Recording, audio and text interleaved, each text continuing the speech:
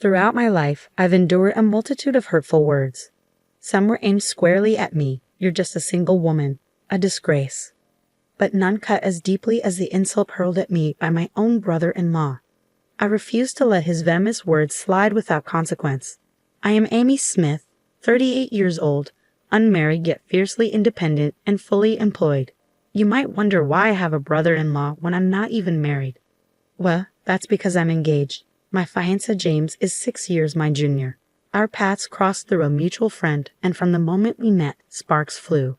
My work life is incredibly demanding, often encroaching on my precious days off.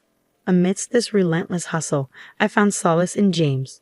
With him, I could finally unwind and savor moments of togetherness. James possesses skills I lack.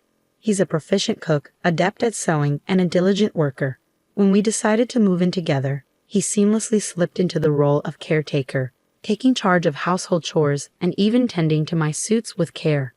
I'm always apologizing, knowing how hectic your schedule is, I murmured, as I secured a reservation at a fancy restaurant for our upcoming day off. It had become customary for me to treat James to such dinners, a token of gratitude for his unwavering dedication. With the earnings from my own labor, I could afford to prioritize our time together, ensuring I clock out on time to match his bustling schedule. And while I might not possess his proficiency in housework, I take joy in contributing where I can. James frequently inquires about my family's plans for our impending gathering. Although we've already introduced our parents shortly after getting engaged, we're eager to host a dinner party where both families can mingle and bond. James has an older brother, while I have 2 younger siblings. Instead of waiting until the wedding, both sets of parents suggested an earlier rendezvous to foster familiarity among us all. Thus, we decided to unite both clans, parents and siblings alike. Unfortunately, my brother won't be able to make it due to work commitments, James lamented, his tone apologetic. I understand, James. Your brother's reputation as a skilled lawyer precedes him, I replied, offering reassurance. Although it's a pity we won't meet him this time, there's always the wedding for us to connect. Truth be told, I wasn't overly concerned. I believed it was crucial for the soon-to-be wed couple and their parents to forge bonds, even if some siblings couldn't join in. Sometimes my brother can be a bit unpredictable around new people, so I was worried about his behavior if he did show up. James confided, his demeanor tense with apprehension. However, on the day of the gathering, my brother-in-law was conspicuously absent, much to James's evident relief. Despite this absence, the party unfolded splendidly, with my own siblings in attendance, adding to the jovial atmosphere. Both sets of parents seemed to hit it off, and my siblings took a liking to James, easing my concerns. Reflecting on the event later, I couldn't help but feel it was a missed opportunity not to have met my brother-in-law. Yet, as time passed, I encountered him under different circumstances, only to find him displaying behavior that confirmed James's earlier concerns. In hindsight, I couldn't help but feel grateful that fate had spared me from a potentially unpleasant encounter at the dinner party. One day, my mother and I found ourselves at the university hospital. Concerned about her health, she had been referred to this renowned institution for a thorough evaluation following a visit to a local clinic near our family home. While her symptoms, including palpitations and dizziness, didn't initially raise alarm bells, I insisted on accompanying her to ensure her well-being, especially with our wedding looming on the horizon. Despite her youthful appearance in her mid-60s, the specter of potential serious illness loomed over my mother's health. Her decision to postpone marriage until her 40s had caused me considerable worry, but I felt a profound sense of indebtedness to her for raising my siblings so admirably. How about I cover the cost of a comprehensive checkup for you, Mom? I proposed earnestly, a conviction I had never felt more deeply. This is precisely why I work so hard, to be able to lend a hand in times like these when I can't afford to take time off from my family. As the tests couldn't be completed in a single day, we found ourselves making multiple trips to the hospital. However, tragedy struck during the second visit amidst the chaos of an exceptionally crowded day at the university hospital. With interminable queues stretching out before us, my mother and I found a quiet spot away from the bustling waiting area, where we could enjoy a cup of hot tea. Just as I settled in, my phone rang, likely a work-related call. Leaving my tea with my mother, I excused myself to take the call in a more private location. As expected, it was indeed a work-related inquiry regarding whether I intended to change my surname upon joining the family register. After the call, I returned to my mother, only to find her visibly upset. What was all that shouting about in the hospital? I hope everything is all right with my mother, I thought anxiously. As soon as I realized that the commotion was directed at my mother, I hurried over to her side. She stood up, her gestures filled with apologies, bowing repeatedly to a well-dressed man who exuded an air of arrogance. Who is he? I wondered, taking in his expensive suit, luxurious accessories, and haughty demeanor. The man berating my mother seems to be a debt collector, I deduced, noting the lack of familiarity between them. Stepping forward, I interjected, "Excuse me for interrupting. Has my mother caused you any harm?" The man turned his attention towards me, sizing me up with a scrutinizing gaze. She placed a cup of tea or something on the seat, and when I sat down, it spilled and stained my suit. "What do you intend to do about it?" "I have important matters to attend to after this," he demanded impatiently. Upon closer inspection, I noticed a faint dampness on his suit, confirming his grievance. "I'm truly sorry about the inconvenience.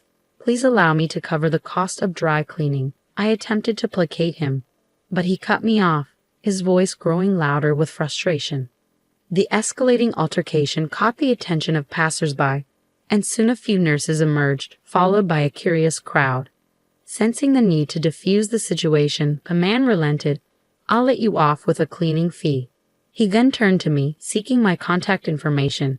"Could you provide me with your details so I can arrange for reimbursement?" he asked, adopting a more composed tone. "Oh dear, I seem to have misplaced my business card. Usually, I'm more prepared for situations like this," remarked a passing security guard, offering his concern. Sensing tension, he inquired, "Is everything all right? Do you need assistance?" The man clicked his tongue disapprovingly before flinging his business card in my direction. "Make sure you give me a call," he demanded sternly. "There's no escaping this. I have close ties with this hospital, and they'll provide me with your details." Confusion and dismay washed over both my mother and me. Despite our apologies, the man's hostility persisted. I attempted to stand up for us, but he swiftly cut me down with a demeaning remark. "Look at you, single at your age. They say women have an expiration date, but you're not just expired, you're unsellable industrial waste. You're nothing but raw garbage, a single woman." His words dripped with disdain once more. As I braced myself to confront the insult hurled not just at me, but at my mother as well, the man suddenly bolted, evading the pursuing security guard. What an appalling display of rudeness. I'm seething. I seethed, my stomach roiling with disappointment at my inability to shield my mother from such disrespect. Acknowledging the concerned onlookers and security personnel with a light bow, I retrieved the business card that had been discarded at my feet. Curiosity piqued, I examined the name and title printed on it, feeling a mix of bewilderment and indignation. "So that's the root of this debacle," I muttered, resolving to cancel the checkup and return home, prioritizing my mother's emotional well-being. The memory of that man's venomous words fueled a simmering determination within me. I vowed to ensure he faced the consequences of his callous remarks against my mother and me.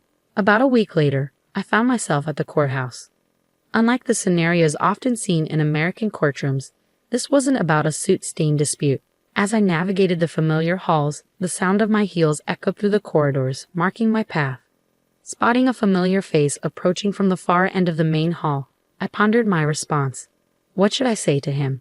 I mused. Just as the question lingered in my mind, our eyes met as he passed by. "You're that trashy single woman from the other day, aren't you? What are you doing here?" He sneered, his contempt palpable. It was unmistakably the same man who had verbally attacked my mother and me previously.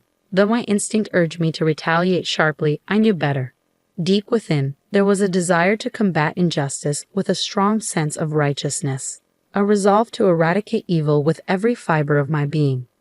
"Oh, my apologies for the other day. You must be Tom Dixon from the Honeywell Law Office," I acknowledged calmly, disregarding his initial hostility, as the memory of his discarded business card resurfaced in my mind. However, my attempt at reconciliation only seemed to provoke him further. His expression twisted with disdain as he recounted the incident with the suit. I had a client meeting at the hospital right after that, he grumbled, his tone laced with irritation. And you disgraceful woman, have the audacity to soil my suit and then ignore my attempts to reach you. It was evident that Dixon was a lawyer by profession. Our chance encounter today was a result of his loud demeanor echoing through the corridors. Feeling the weight of curious eyes upon me, Dixon's taunts grew louder, ensuring that everyone within earshot could hear. He's just showing off, but if he keeps it up, I might have to call security. Unfortunately, the legal profession has its fair share of such individuals, I muttered to myself, shaking my head in exasperation, which seemed to further irk Dixon. Mr. Dixon, your voice is carrying quite far, remarked a voice from behind me. Turning, I found a concerned individual approaching. Mr. Dixon, is everything all right? He inquired, casting a questioning glance at Dixon. Upon seeing the newcomer, Dixon's demeanor shifted, his tone suddenly subdued. Oh no, not her again, he muttered under his breath, a noticeable change from his earlier bravado. As he retrieved a business card from his case, the man's eyes widened in recognition. Glancing at the card in my hand, I read the name Attorney Hannibal, partner at Honeywell Law Office. This must be Dixon's superior, the CEO of the firm. Upon recognizing me, Mr. Honeywell's demeanor transformed, his body trembling as he bowed deeply at a 90-degree angle in greeting. Oh my, it's been too long, he exclaimed. I apologize profusely for Dixon's appalling behavior. He's my subordinate, and I assure you, this conduct is completely unacceptable. Meanwhile, a bewildered Tony Dixon stumbled into the scene, utterly clueless. Mr. Honeywell, what's happening? Who is this woman? He questioned, his frustration evident. And why is she here? He added, seething with resentment. She's the one who ruined my suit and then had the audacity to overcharge me for dry cleaning. With a face turning a shade of blue, Mr. Honeywell seized Dixon by the collar and forced him into a bow. Ouch! What's the meaning of this? Dixon protested. Speaking in hushed tones, Honeywell delivered a stern reprimand. How dare you, Dixon? This woman is a prosecutor, and furthermore, she's my former boss, Smith. She's renowned for her impeccable track record in winning every case she takes on. Lawyer Dixon stood dumbfounded, unable to reconcile the fact that the woman he had disparaged as garbage was, in fact, a prosecutor. Yes, I am a lawyer, she affirmed. Since childhood, I've been driven by a passion for justice. I was torn between pursuing a career as a police officer or a lawyer, but ultimately I chose the latter. My goal has always been to ensure that criminals face the consequences of their actions, even if I couldn't apprehend them myself. Working for the prosecution allows me to uphold the law and bring offenders to justice. That's why I'm frequently in and out of the courtroom for work. By the way, she continued, Mr. Honeywell has a deep respect for me because I mentored him when he was a rookie. Despite his stern demeanor, the bond between a mentor and a protege never fades. Attorney Dixon, still reeling from the revelation, attempted to interject, but she didn't allow him the opportunity. Mr. Honeywell, you've become an admirable man, she commended. As for you, Mr. Dixon, I'll settle your dry cleaning bill promptly. I apologize for any inconvenience caused by my busy schedule. The mention of brother-in-law left Laura Dixon speechless, her mouth hanging open in disbelief. James's fiancé? No way, he muttered, his voice catching as he froze in place. Glancing at the business card he'd flung at me earlier, I pieced together the puzzle. This rude individual was none other than my brother-in-law, who had missed a family wedding due to work commitments. Observing his complexion turn ashen, I addressed him sternly. As a lawyer, you're well aware that derogatory remarks like a single woman is garbage are considered deeply offensive. While I was prepared to cover the dry cleaning costs, your reaction was utterly unacceptable. Under the law, such behavior can result in a sentence of up to 1 year in prison, a fine of no more than $3,000 or both. Which option do you prefer? I delivered the ultimatum with a smile playing on my lips. Realizing the gravity of his situation, Attorney Dixon sank to his knees, bowing humbly. Please forgive me, especially if this were to attract media attention. I understand that assertive lawyers are particularly sensitive to public perception. Sometime later, I celebrated a joyous wedding and am now reveling in the bliss of newlywed life. James has embraced his role as a full-time house husband, allowing me to throw myself wholeheartedly into my work for the betterment of our family.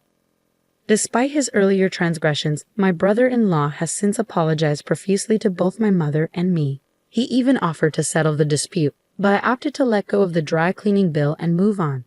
I am confident in my ability to earn the money myself. It's likely that my brother-in-law's absence from the ceremony was due to feeling uncomfortable about the situation. As a consequence of his actions and the complaints from other customers, my brother-in-law's business has taken a significant hit. It's true what they say, bad deeds eventually come to light. I've made a vow to myself to safeguard this newfound happiness, ensuring that we can continue to support and uplift each other through life's challenges.